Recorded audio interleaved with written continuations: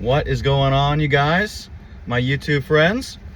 I am here to talk to you once again about MSTR stock and just how bullish I am on the stock, and my reasoning behind why I am so bullish on this freaking stock. So yeah, like I said, if you are interested in MSTR, Bitcoin, AI, Tesla, and just really asymmetric bets in the stock market, subscribe to the channel, and let me know in the comment section below how many MSTR shares you have, as well as what your price target is for MSTR. Okay, so let's get right into it. So, breaking news, Stretch, which is one of MicroStrategy's many different perpetual preferred shares, has actually increased their dividend yield to 10.5%. And for those that don't know, Stretch is the preferred share that essentially tries to reduce volatility to an absolute minimum. In other words, they try to keep the share price right around $100, plus or minus like 2%, right? So if you look at the historical change in Stretch, especially recently, it's been right at like $100, $98, something like that, right? So that's what they try to do. And the way they accomplish keeping the share price at $300 or at $100, sorry, is essentially just like modifying the dividend rate as needed, based upon like supply and demand kind of ideals, right? So really, the idea is the cost of the shares is never really going to change much, but the dividend yield might change once again, like maybe plus or minus 1-2%. I'm not sure exactly how much the dividend will change, but it's paid out monthly, right? And it's supposed to be right around 10.5%. And right now it's 10.5%, but like I said, that can change a little bit. I'm sure that if the dividend changed, significantly, then we would be told, and then at that point, people could make their own decisions as to what they want to do with their STRC shares, right? Their Stretch shares. But yeah, last month it was 10.25% dividend yield. This month it's actually 10.5%. It went up, and like I said, the dividend is paid monthly, as well as it's all tax deferred dividends, because what they do is they reduce your cost basis. So after month one, your cost basis in STRC will be essentially 10% lower than it was, or no, I'm sorry, 1% lower than it was, and over a yearly span, 10.5%, plus or minus however much. So yeah, it's a really cool idea.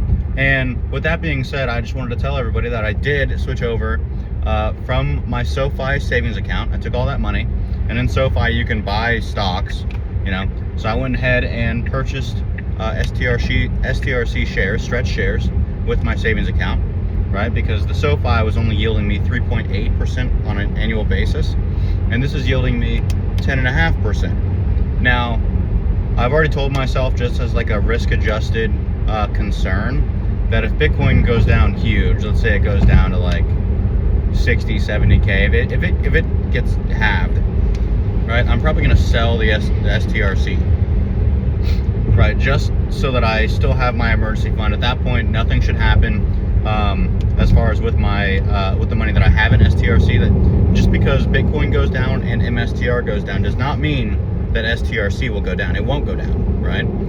The whole idea is it needs to be right around $100. This is just all Stretch is a fixed dividend instrument that competes with bonds, bonds and savings accounts. It's to compete with them. It's because the banks aren't giving you anything for your money. You're giving the bank money, right? And they're loaning that out at a higher rate for, based upon like real estate loans, car loans, things that they think they can get their money back for, right? But they're just lending money. That's what the bank is completely. That's their whole business. It's just lending money. So if at that point, that's kind of what an investor is also. Like, we just lend money, whether it's to the bank, whether it's to a company in the form of like stock, however you want to call it. If you're investing, you're essentially, in a way, you're lending, right? So if I can lend at SoFi for 3.8, or I can lend at just by buying the STRC shares and essentially getting a quote-unquote guaranteed 10.5% dividend yield, on a yearly basis, it's kind of a no-brainer, especially when, like I said, there's essentially no risk involved, or very little risk, because MSTR MicroStrategy itself is so over collateralized with what they're offering you. You know, they've got almost $100 billion worth of Bitcoin. I think the last time I checked, it was like 70 to 80 billion dollars worth of Bitcoin, over 640,000 Bitcoins, right? And they're hardly the only company accumulating, and hardly the only entity. Let's put it that way, the only entity. There's a lot of people loading the boat, backing the Brinks truck up for Bitcoin specifically right now. So essentially, it's like this crazy idea that Michael Saylor came up with, where he wants to accumulate absolutely as much Bitcoin as possible. And so he gives everyone the chance, if they buy into his idea, which is Stretch, right, and MSTR and all of his other, you know, preferred shares, right? If you have interest in those, then, you know, there's possibility to make money. You know what I mean? So it's like Stretch really does stretch the money. Let's just put it that way. It's like, I implore everyone that's watching this video to go look up STRC and then do your own research and see what you think about putting your emergency fund, your savings account, or partial or some of it into STRC, right? And let me know in the comment section below what you guys think about this strategy. Do you think it's too risky? Do you think it's too risky to put your savings account and emergency fund into STRC, given all the rules and all the outlines that Saylor has put into STRC? Or do you think that it's actually just like an ingenious idea? I'm kind of in that camp where I think it's ingenious, but I am gonna like be watching Bitcoin price every single day. But I would watch Bitcoin price regardless of whether I owned STRC or not, because I own so much Bitcoin, so much MicroStrategy, so much MetaPlanet. You know, even my Tesla shares. Tesla has like, I want to say around like 10,000 Bitcoins, right?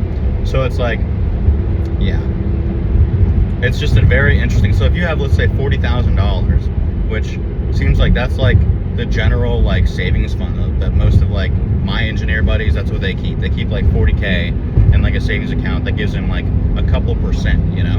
And so instead of that, you can, you know, put that into like STRC that gives you 10.5% on a yearly basis, and you're actually making, you know, 4K a year. Not that much, but it turns into like almost 400 a month, right? And then not only that, but it's tax deferred because it reduces your cost basis of the shares, right? So, you know, like month one, instead of it being 100, you bought it at $100, but actually, because of your return on capital, your dividend yield, it's like you bought it at 99. And the next month, it's like you bought it at 98. Next month, 97. Next month, 96. So you're not actually paying any taxes until you sell the STRC shares. So you are still going to have to pay the taxes. You're going to have to pay capital gains on them, just like dividends. But the key is they're all tax deferred. So all your gains are making gains prior to you paying taxes on those gains. So it's pretty dang smart, you know. And it's like, imagine if this existed 50 years ago, 100 years ago. You know, it's like, where would Visa be? Where would all the credit card companies be? As well as where would all of the banks be? You know what I mean? Like, they have brick and mortar shops. They give savings accounts, like I said, at 2 or 3% or whatever, if you get a good one. So it's just it's a crazy idea that I think I've bought into. You know, it's just like the 10.5 is hard to argue with, and there's other preferred shares that Saylor offers that are kind of along the same lines as Stretch, but they offer a little bit more volatility and more alignment with MSTR. So in other words, like, they'll give you like a fixed dividend yield, but also like, you know, you'll have like the upside or the downside of MSTR and Bitcoin as well. So like, I can't remember which preferred share it is. I'm gonna end up making videos on all these preferred shares, because we're all in the same boat here together. We're all learning together.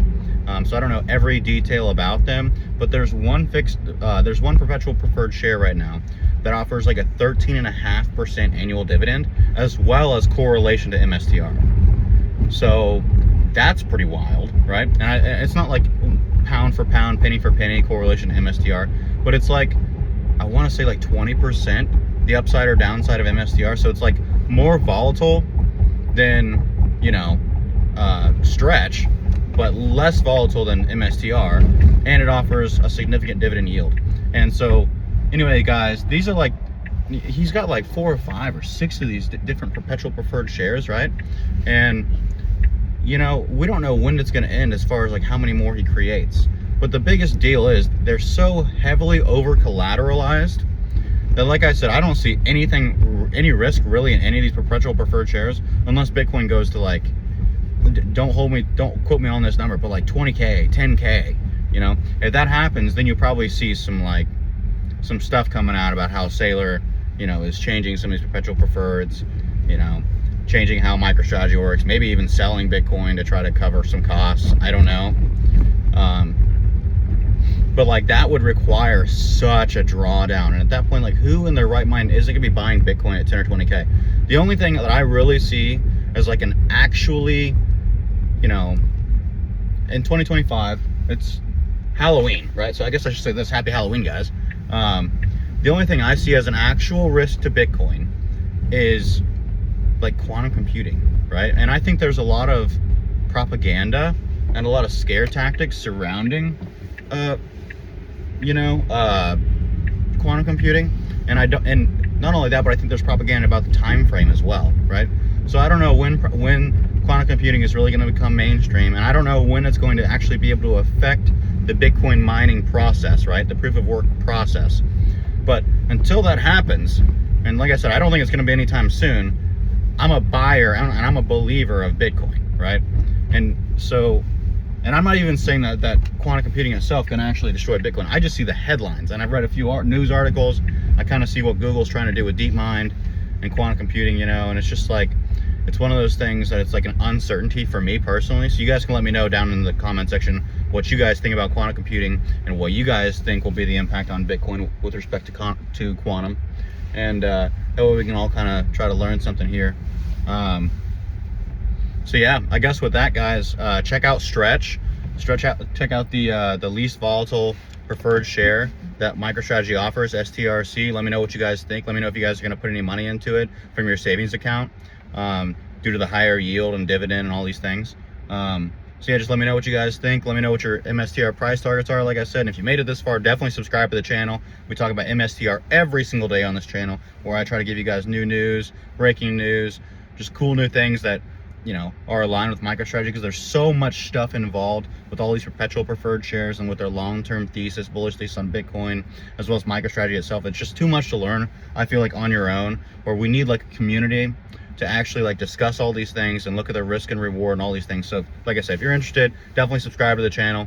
And with that, guys, have a great day.